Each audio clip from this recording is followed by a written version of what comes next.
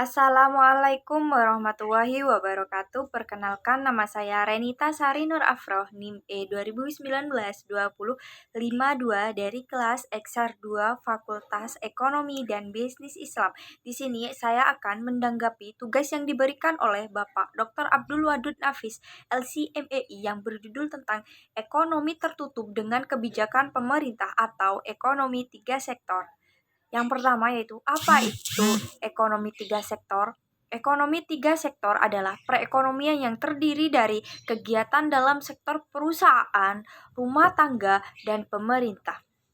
Perusahaan sebagai produsen, rumah tangga sebagai konsumen, dan pemerintah sebagai konsumen dan penarik pajak dan pemberi subsidi. Siklus perekonomian tiga sektor. Yang pertama, perusahaan mengeluarkan pengeluaran pajak dan pengeluaran kepada sektor rumah tangga. Pemasukannya kepada sektor perusahaan ketika pemerintah melakukan subsidi atau konsumsi, seperti subsidi BBM dan konsumsi sektor rumah tangga lainnya. Yang kedua, pengeluaran pemerintah terjadi ketika melakukan konsumsi hasil dari perusahaan dan pemberian gaji kepada sektor rumah tangga. Pendapatan pemerintah berasal dari pajak yang dibayarkan oleh sektor perusahaan dan rumah tangga. Selanjutnya yaitu rumah tangga. Pengeluaran pada sektor rumah tangga yaitu ketika rumah tangga melakukan konsumsi atau pembelian hasil industri dan pembayaran produk. Pemasukannya sektor rumah tangga yaitu ketika memperoleh gaji atau upah dari perusahaan dan subsidi dari pemerintah.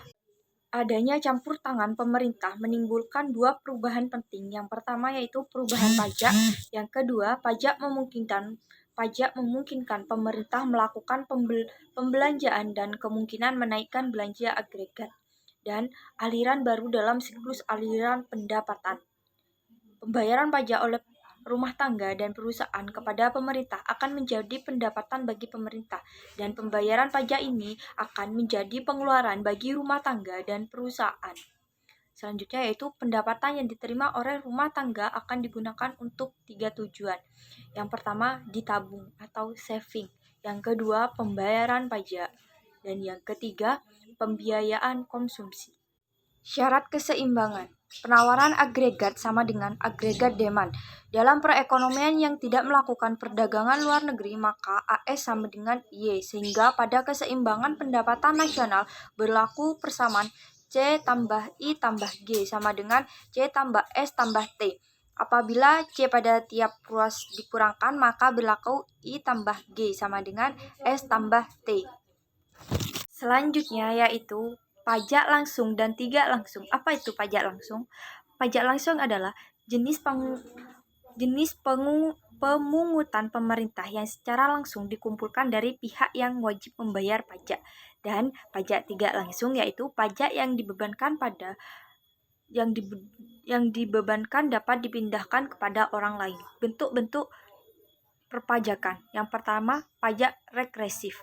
Pajak turun ketika pendapatan naik, yaitu ketika pendapatan naik maka pajaknya akan turun. Itulah pajak regresif. Yang kedua, pajak proporsional. Pajak tetap untuk berapapun tingkat pendapatannya. Jadi meskipun pendapatannya tinggi atau rendah, pajaknya tetap. Itulah pajak proporsional. Yang ketiga, pajak progresif. Pajak naik ketika pendapatan naik, yaitu ketika pendapatan kita naik maka pajak akan naik. Itu dinamakan pajak progresif. Efek pajak selanjutnya yaitu efek pajak terhadap konsumsi dan tabungan. Pajak akan menurun YD pendapatan disponsibel